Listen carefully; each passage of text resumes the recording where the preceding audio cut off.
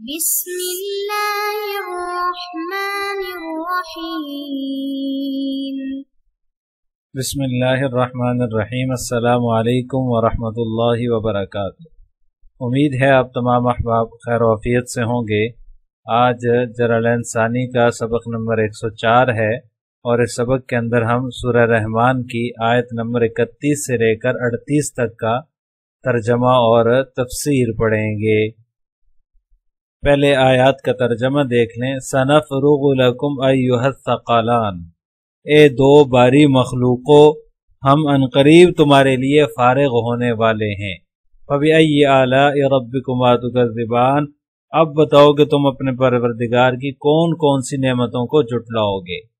یا معشر الجن والانس ان استطعتم ان تنفذوا من اقطار السماوات والارض فانفذوا لا تنفذون الا بسلطان، اے انسانوں اور جنات کے گروہ، یا معشر الجن والانس، انسانوں اور جنات کے گروہ، ان استطعتم ان تنفذوا من اقطار السماوات، اگر تم میں یہ بل بوتا ہے کہ آسمانوں اور زمین کی حدود سے پار نکل سکو، فانفذوا تو پار نکل جاؤ، لا تنفذون الا بسلطان، تم زبردست طاقت کے بغیر پار نہیں ہو سکو گے۔ فبأی آلاء ربکما تکذبان، اب بتاؤ تم اپنے پروردگار کی کون کون سی نعمتوں کو جھٹلاؤ گے۔ یرسل علیکما شواظ من نار ونحاس فلا تنتصران، تم پر آگ کا شعلہ اور تانبے کے رنگ کا دھواں چھوڑا جائے گا۔ شواظ من نار آگ کا شعلہ، ونحاس اور دھوئیں کے تانبے کے رنگ کا دھواں چھوڑا جائے گا۔ فلا تنتصران، پھر تم اپنا بچاؤ نہیں کر سکو گے۔ فبأی آلاء ربکما تکذبان، اب بتاؤ تم اپنے پروردگار کی کون کون سی نعمتوں کو جھٹلاؤ گے۔ فإذا انشقت السماء فكانت وردة كالدهان، غرض جب آسمان پھٹ پڑے گا، فکانت وردتن کالدہان، اور لال چمڑے کی طرح سرخ گلاب بن جائے گا۔ فبأی آلاء ربکما تکذبان، اب بتاؤ کہ تم اپنے پروردگار کی کون کون سی نعمتوں کو جھٹلاؤ گے۔ عزیز طلبہ، اللہ تعالیٰ فرماتے ہیں سنفرغ لکم ایھا الثقلان، ثقلان کے معنی ہیں دو باری چیزیں، جس سے مراد جو ہے وہ انسان اور جنات ہیں، کیونکہ یہی دو مخلوقات ہیں جنہیں اللہ تبارک و تعالیٰ نے عقل و شعور سے نوازا ہے، اور مکلف بننے کی صلاحیت بھی انہی کے اندر اللہ تعالیٰ نے رکھی ہے۔ سنفرغ لکم، ہم عنقریب فارغ ہو جائیں گے۔ فارغ ہونے سے مراد یہاں پر اس کے مجازی معنی مراد ہیں، حقیقی معنی مراد نہیں ہے۔ مطلب یہ ہے کہ ابھی تو اللہ تعالیٰ کائنات کے دوسرے جو امور ہیں ان کو انجام دینے میں لگے ہوئے ہیں، ان کو انجام دے رہے ہیں، ابھی حساب کی طرف اللہ تعالیٰ متوجہ نہیں ہوئے، لیکن وہ وقت عنقریب آنے والا ہے جب اللہ تعالیٰ حساب کی طرف متوجہ ہوں گے۔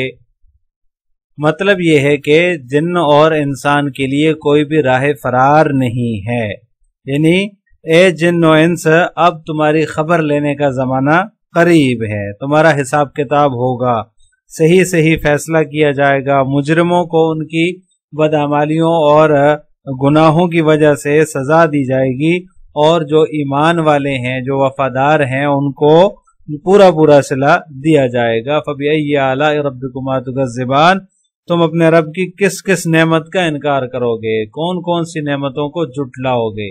یا معشر الجن والانس ان استطعتم، آگے فرمایا کہ اے جن و انسان کے گروہ، اگر تمہیں جو ہے وہ زمین و آسمان سے باہر نکل جانے کی طاقت ہے، تمہارے اندر اتنا جو ہے وہ تمہاری اتنی ہمت ہے کہ تم زمین و آسمان سے باہر نکل سکو، اس کی حدود سے باہر نکل سکو، تو نکل جاؤ۔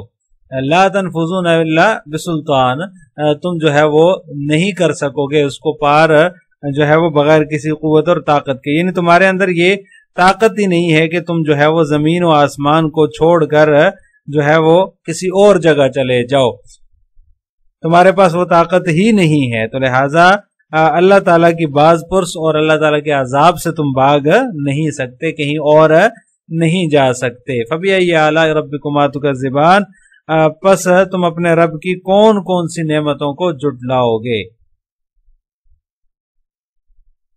آگے فرمایا یرسل علیکما شواظ من نار، تم پر جو ہے وہ آگ کا شعلہ اور تانبے کے رنگ کا دھواں جو ہے وہ چھوڑا جائے گا، پھر تم اپنا بچاؤ نہیں کر سکو گے۔ اس میں قیامت کے دن کا حال اللہ تعالیٰ بتا رہے ہیں اس آیت میں بھی، اور اس سے کے بعد کچھ آیات کے اندر جو ہے وہ قیامت کے احوال کا ذکر ہے، مجرمین کا دوزخ میں داخلے کا ذکر ہے، وہاں ان کی جو بدحالی ہوگی اس کا ذکر اللہ تبارک و تعالیٰ نے فرمایا ہے۔ اور یہاں پر بھی ہر آیت کے بعد اللہ تبارک و تعالیٰ نے فَبِأَيِّ آلَاءِ رَبِّكُمَا تُكَذِّبَانِ ذکر فرمایا ہے۔ اس کا یہ مطلب نہیں ہے کہ یہ بھی کوئی نعمت ہے، بلکہ مطلب یہ ہے کہ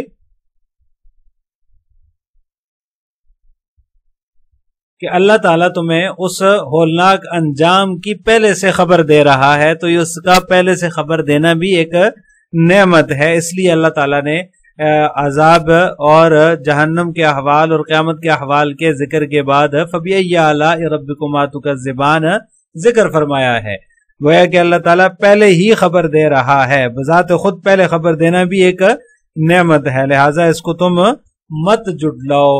اور دوسرا مطلب اس کا یہ ہو سکتا ہے کہ اللہ تعالیٰ کی نعمتوں کا جھٹلانے کا جو انجام ہے وہ ہونے والا ہے، کیا اس انجام سے باخبر ہونے کے بعد بھی تم نعمتوں کو جھٹلانے والا جو رویہ ہے تمہارا اس کو جاری رکھو گے؟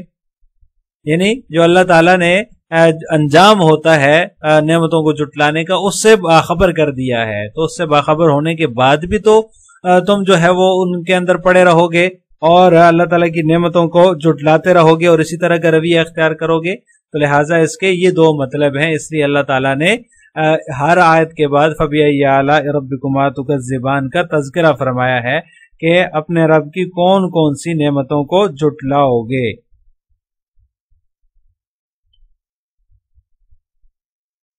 لہٰذا جب قیامت کا دن ہوگا یرسل علیکما شواظ من نار ونحاس فلا تنتصران، کہ تم پر جو ہے وہ آگ کے شعلے پھینکے جائیں گے اور دھواں بھی پھینکا جائے گا، یہ دھواں بھی آگ ہی سے نکلا ہوا ہوگا، ونحاسن یہ دھواں ہے اس کا معنی، لہٰذا اس میں کسی قسم کی کوئی روشنی نہیں ہوگی، اس لیے اسے نحاس سے تعبیر فرمایا ہے۔ اس کے جو ہے وہ گرم ہونے میں، اس کے سخت گرم ہونے میں بھی کوئی شک نہیں ہے۔ اللہ تعالیٰ سورۃ المرسلات میں فرماتے ہیں انطلقوا الی ظل ذی ثلاث شعب لا ظلیل ولا یغنی من اللہب انہا ترمی بشرر کالقصر کانہ جمالۃ صفر ویل یومئذ للمکذبین، چلو ایک سائبان کی طرف جس کی 3 شاخیں ہیں، جو سایہ والا نہیں ہے اور نہ وہ گرمی سے بچاتا ہے، بے شک وہ دوزخ بڑے بڑے انگارے پھینک رہی ہے، جیسے بڑے بڑے محل ہوں، کل قصر جیسے کہ بڑے بڑے محل ہوں، گویا کہ وہ کالے کالے اونٹ ہیں، کانہو جمالۃ صفر، کالے کالے اونٹ ہیں، اس روز جھٹلانے والوں کے لیے ویل خرابی ہوگی۔ تو لہٰذا ان سورہ مرسلات کی آیات کے اندر اللہ تعالیٰ نے بتا دیا کہ جہنم سے نکلنے والا جو دھواں ہوگا وہ بھی ایک سائبان کی طرح معلوم ہوگا، لیکن اس میں جو ہے وہ سایہ نہیں ہوگا۔ جو دنیا میں سائبان ہوتے ہیں وہ دھوپ سے، سردی سے بچانے کے لیے بنائے جاتے ہیں، لیکن وہ دھواں اگرچہ تاریک تو ہوگا لیکن سخت گرم بھی ہوگا، اور تم اس دھوئیں سے نہیں بچ سکو گے اور نہ ہی کوئی شخص تمہاری مدد کر سکے گا، نہ اپنی کر سکے گا فلا تنتصران، اور نہ ہی کسی دوسرے کی مدد کی جا سکے گی۔ فَإِذَا انشَقَّتِ السَّمَاءُ فَكَانَتْ وَرْدَةً كَالدِّهَانِ، اس کے بعد اللہ تبارک و تعالیٰ نے جو ہے وہ آسمان کے پھٹنے کا ذکر فرمایا، یعنی جب قیامت کا دن ہوگا تو اس دن جو ہے وہ جو ہولناک منظر ہوگا اس کا ایک نقشہ یہاں اللہ تعالیٰ نے کھینچا ہے کہ آسمان پھٹ کر سرخ چمڑے کی طرح ہو جائے گا۔ اس دن جنات اور انسانوں میں سے جو گناہگار ہیں ان سے حساب لیا جائے گا، اور جو وفادار تھے، جو اہل ایمان تھے، ان کو پورا بدلہ دیا جائے گا۔ فَبِأَيِّ آلَاءِ رَبِّكُمَا تُكَذِّبَانِ، لہٰذا اب تم بتاؤ کہ تم اپنے رب کی کون کون سی نعمتوں کو جھٹلاؤ گے۔ لہٰذا یہ جو آیت ہے فَبِأَيِّ آلَاءِ رَبِّكُمَا تُكَذِّبَانِ، جیسے میں نے پہلے ذکر کیا یہ پہلے خبر دینا بھی اللہ تعالیٰ کی طرف سے بذات خود ایک نعمت ہے. ایک مطلب تو اس کا یہ ہے، اور دوسرا مطلب یہ ہے کہ تمہیں خبر ہونے کے بعد بھی کہ تم وہ رویہ اختیار کرو گے نعمتوں کو جٹلانے والا. دوسرا مطلب اس کا یہ ہو جائے گا فَبِأَيِّ آلَاءِ رَبِّكُمَا تُكَذِّبَانِ کو ذکر کرنے کا. اب ان آیات کی تفسیر جلالین ملاحظہ ہو. سَنَفْرُغُ لَكُمْ سَنَقْصِدُ لِحَسَابِكُمْ. مصنف فرماتے ہیں سَنَفْرُغُ لَكُمْ کا مطلب یہ ہے کہ ہم تمہارے حساب کا قصد کریں گے عن قریب، یعنی فارغ ہونے کا مطلب یہ ہے کہ حساب کی طرف اللہ تعالیٰ متوجہ ہوں گے. ایھا الثقلان الانس والجن، ثقلان سے مراد جو ہے وہ انسان اور جن ہیں. فَبِأَيِّ آلَاءِ رَبِّكُمَا تُكَذِّبَانِ. اب بتاؤ کہ تم اپنے پروردگار کی کون کون سی نعمتوں کو جھٹلاؤ گے. یا معشر الجن والانس ان استطعتم ان تنفذوا تخرجوا. تنفذوا کا معنی بیان فرما دیے کہ تم نکل سکو، پار کر سکو من اقطار نواحی السماوات. اقطار سے مراد نواحی ہیں، یعنی کہ آسمان اور زمین کے کناروں سے باہر نکل سکو. تو فنفذوا نکل جاؤ. امر تعجیز، یہ فنفذوا جو امر ہے یہ امر تعجیز ہے، یعنی اس کے اندر اللہ تعالیٰ نے انسان اور جنات کی عجز کو ظاہر کیا ہے کہ تم یہ نہیں کر سکتے، تمہارے اندر اتنی طاقت اور ہمت نہیں ہے کہ تم زمین و آسمان کی حدود سے باہر نکل جاؤ. لا تنفذون الا بسلطان، تم نہیں نکل سکتے بغیر کسی طاقت کے. بقوت، سلطان سے مراد قوت ہے. ولا قوت لکم علی ذالک، اور مصنف فرماتے ہیں کہ تمہیں اس پر قوت نہیں ہے، اس کا یہ مطلب ہے. فَبِأَيِّ آلَاءِ رَبِّكُمَا تُكَذِّبَانِ، تو اپنے رب کی کون کون سی نعمتوں کو تم جھٹلاؤ گے. يُرْسَلُ عَلَيْكُمَا شُوَاظٌ مِّن نَّارٍ، تم پر جو ہے وہ پھینکا جائے گا شواظ من نار، آگ کا شعلہ. هو لهبها الخالص من الدخان. یہ شواظن کی تفسیر مصنف بیان فرما رہے ہیں کہ آگ کا وہ شعلہ جس کے اندر دھواں نہ ہو، او معه، یا پھر وہ دھوئیں کے ساتھ ہو. ونحاس ای دخان لا لہب فیہ، اور نحاسن یہ تانبے کے رنگ کا دھواں جو ہے وہ چھوڑا جائے گا. ای دخان لا لہب فیہ، مصنف فرماتے ہیں کہ اس سے جو ہے وہ ایسا دھواں مراد ہے جس میں شعلہ نہ ہو. فلا تنتصران، تو لہٰذا تم جو ہے وہ اس کی طاقت نہیں رکھتے، تمہیں اس کی طاقت نہیں ہے یا تم اس کا مقابلہ نہیں کر سکتے. تمتنعان من ذالک بل یسوقکم الی المحشر، یعنی تم اس کو روک نہیں سکتے. من ذالکا، اس سے جو ہے وہ شواظ اور نحاس جس کے اوپر ذکر گزرا ہے، اس سے تم جو ہے وہ اپنے آپ کو بچا نہیں سکتے، بلکہ تمہیں جو ہے وہ ہانکا جائے گا محشر کی طرف، میدان حشر کی طرف. جو حشر کا میدان ہوگا اس کی طرف تمہیں لے جایا جائے گا.